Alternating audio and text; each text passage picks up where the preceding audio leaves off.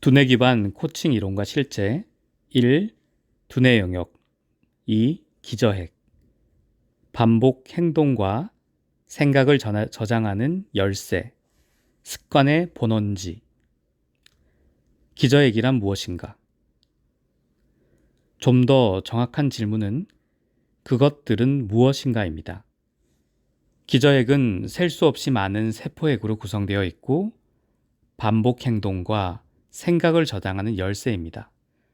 다시 말해 기저핵은 하나의 단위로 활동하는 몇몇 성분들로 구성된 세포핵의 집단이자 매일 당신 삶에 가득 채워진 양식을 인식하고 축적하며 반복하는 뇌 영역입니다.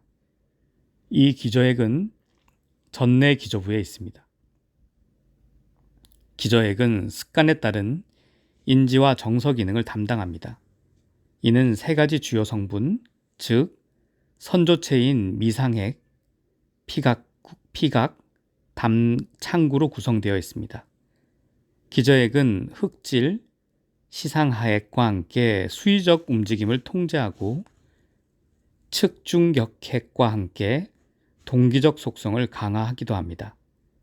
물론 이 용어들을 모두 기억할 필요는 없죠. 왜냐하면 이 용어들은 단지 높은 수준의 신경학적 지식을 가진 사람들에게만 유용하기 때문입니다.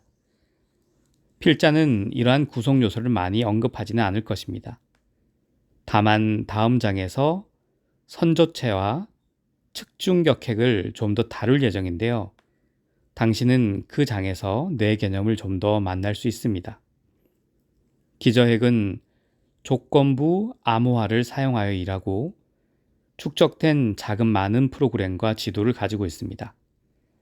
당신은 습관적인 모든 행위를 그린 지도를 가지고 있습니다. 예를 들어 당신이 아침에 전화기를 켜면 즉시 링크드인을 확인해서 무슨 일이 일어났는지 확인할 것입니다. 그때 당신의 기저핵은 만약 아침에 핸드폰이 켜져 있다면 링크드인을 확인하라 라는 프로그램을 암호화하여 사용합니다. 우리는 이 지시사항을 보고 정확하게 조건부 암호화를 어떻게 수행하는지 확인할 수 있습니다. 기저핵은 다른 두뇌 영역과 매우 잘 연결되어 있는데요. 대부분의 다른 두뇌 영역에서 나오는 정보는 이것으로 보내집니다. 몬트리올에서 실시한 실험 하나를 살펴봅시다. 이 실험에서는 대상에 존재하는 하나의 패턴을 무의식적으로 인식할 때 기저핵에서 일어나는 패턴을 살펴보았습니다. 이 실험에서 지원자를 두 집단으로 나눴습니다. 두 집단 모두 키보드의 4개 버튼 가운데 하나를 눌러 스크린의 특정 위치에서 깜빡이는 표시등과 일치시켜야 했습니다. 한 집단은 불빛을 무작위로 보여줬고 다른 하나는 하나의 패턴이 주어졌습니다. 이 패턴은 대부분의 경우에 의식적으로 감지하기가 어려웠죠. 그렇지만 실험 지원자들의 기저핵은 뇌 스캐너를 통해서 패턴을 빠르게 감지할 수 있었습니다. 알려진 바와 같이 기저핵은 하나의 패턴을 감지하는데 겨우 3번의 반복만으로 가능합니다. 그렇게 실험 지원자들은 패턴을 발견할 수 있었고 이 패턴이 순서대로 있지 않을 때보다 30에서 50% 더 빠르게 버튼을 누를 수 있었습니다. 이 실험에서 우리는 일상생활에서 얼마나 많은 부분이 자동적으로 작동하는지를 알 수 있습니다. 기저핵은 다양한 두뇌 영역에서 오는 신호에 영향을 받습니다. 이것은 자주 입력 균형이 발생하기 때문에 뇌를 완전하게 이해하는 것이 중요합니다. 대표적인 예는 의사결정 과정에 입력되는 정서적이고 합리적인 사항들입니다. 우리가 운동, 신경, 활성화를 포함하는 한 가지 행동에서 다른 행동으로 전환할 때 다른 두뇌 영역의 신호들이 필수적입니다. 예를 들어 전전두 피질은 특별한 행동이 일어날 수 있다는 신호를 기저핵에게 전달합니다. 따라서 전전두 피질과 다른 두뇌 영역이 어떻게 작동하는지를 이해하는 것은 기저핵이 어떤 반응을 보이는지 충분히 이해하는 데 중요합니다. 신경 전달 물질 도파민은 기저핵에서 중요한 역할을 합니다. 도파민은 신경 화학 물질로서 두 개의 신경세포 사이의 공간에 신호를 전달합니다. 기저핵 가운데서도 특히 기저핵의 변형계, 측중격핵, 복측 창백, 복측 피계부, 자극을 주는 역할을 한다는 증거들이 많습니다. 복측 피계부로부터 측중격핵까지 도파민 신경세포의 투사는 두뇌의 보상 체계에 중요했습니다. 삶의 1차 보상에서 얻을 수 있는 것들, 곧 음식, 섹스, 중독성이 있는 마약은 모두 복측 피계부 도파민 체계를 촉발시킵니다. 왜 코치에게 중요할까요? 기저핵은 습관과 일반적인 자동 반응의 토대를 제공합니다. 당신과 함께 일하는 사람들은 하루에도 많은 시간 동안 자동 조정 장치를 경험합니다. 그들이 현재 하고 있는 생각은 어제까지 가졌던 생각과 같습니다. 그들이 가족과 동료들에게 하는 행동은 상당히 반복적입니다. 이는 효율적인 두뇌 관점에서 모두 바람직하죠. 그렇지만 이러한 내용 반복으로는 그 사람이 원하는 결과뿐만 아니라 바꾸기를 원하는 사항을 절대로 얻지 못합니다. 고객에게는 그들의 두뇌가 어떻게 연결되어 있는지, 그리고 그들이 그 배선을 어떻게 변화시킬 수 있는지를 이해하는 것이 유용합니다.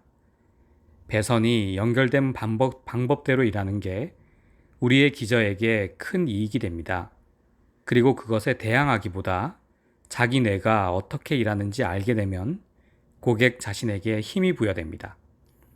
우리의 두뇌는 새로운 정보를 처리하기 위해 귀중한 에너지를 사용하고 생각하기를 원합니다. 그렇지만 이렇게 되려면 우리를 뒷받침할 습관이 필요하죠.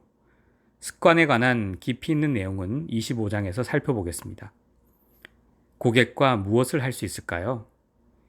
이미 알고 있는 바와 같이 코칭 스타일은 저마다 서로 다르며 이렇게 다양한 처리 방법들은 자기, 지시적, 신경 가소성을 촉진시킵니다.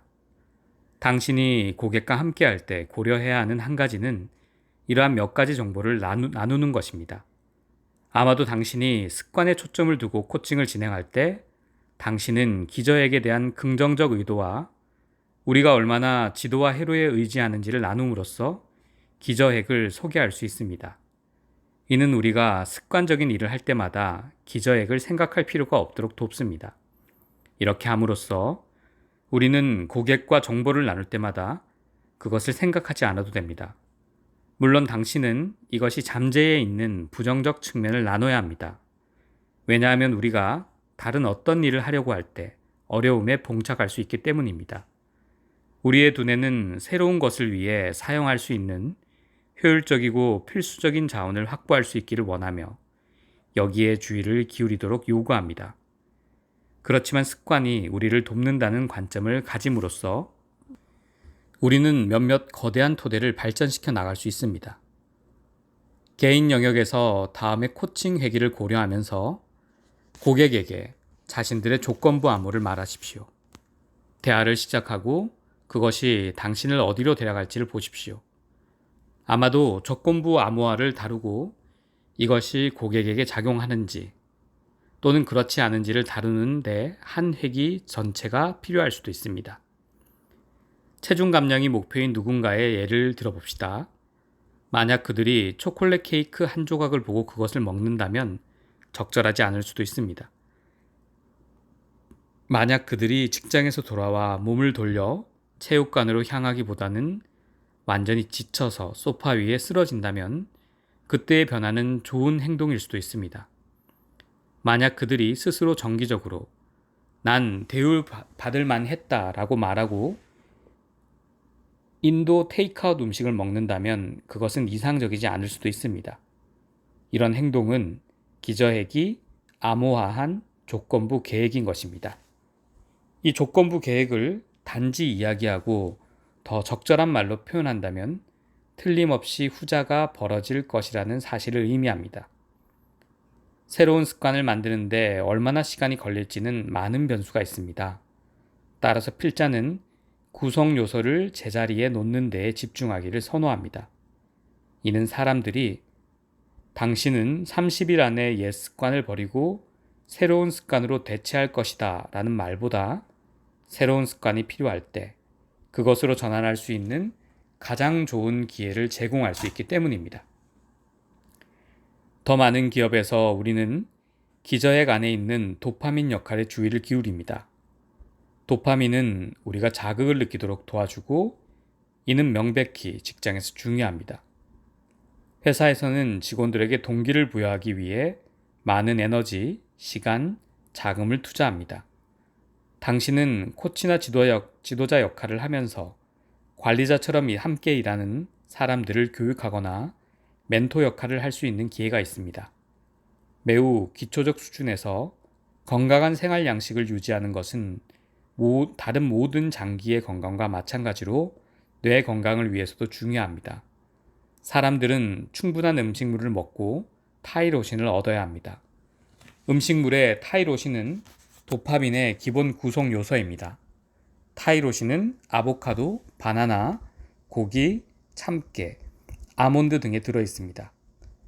고려해야 할 다른 기초적인 것들과 이들이 적절한지 여부는 사람들이 다채로운 녹색 채소와 과일로부터 충분한 항산화제를 먹느냐 하는 점입니다.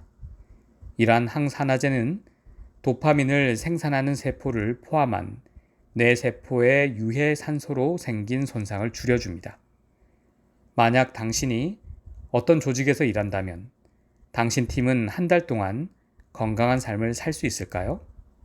이는 게이미피케이션 원칙과 행동 변화 개념을 사용하고 사람들의 선택 행위를 향상시키며 궁극적으로 더 건강하고 왕성한 두뇌로 이어질 수 있도록 함으로써 가능합니다. 경험에 비추어 볼 때 사람들에게 기저핵이 어떻게 작동하는지 이해하도록 돕는 것은 당신에게 열려있는 또 하나의 지점입니다. 기술 회사가 시작한 게이미피케이션은 비교적 새로운 과정입니다. 몇몇 원칙들은 조직 내에서 발견할 수 있습니다. 여기서 무슨 개념이 가장 효과가 있을지를 보기 위해 다음과 같은 실험이 필요할 수도 있습니다. 사람들이 그 주의 목표로 삼은 운동과 실제로 한 운동을 기입하기 위한 공적인 점수판을 만듭시다. 그리고 매주 무엇을 하겠다고 말한 대로 실천한 사람들에게 별을 붙여줍시다. 2인 1조를 만들어서 하루에 주어진 걸음걸이 숫자 목표를 서로 책임지고 달성할 수 있게 합시다. 사무실 과일 그릇 옆에 웃는 얼굴 스티커 세트를 둡시다. 그리고 팀원이 과일 한 조각을 먹을 때마다 그들 개인의 점수판에 있는 이름 옆에 스티커를 붙입시다. 그들의 목표는 4주 안에 2개씩의 스티커를 얻는 것입니다. 마지막으로 기저핵은 전전두 피질에 영향을 받습니다. 그렇기 때문에 전전두 피질이 전반적으로 어떻게 기능하는지를 고객에게 교육할 가치가 있습니다.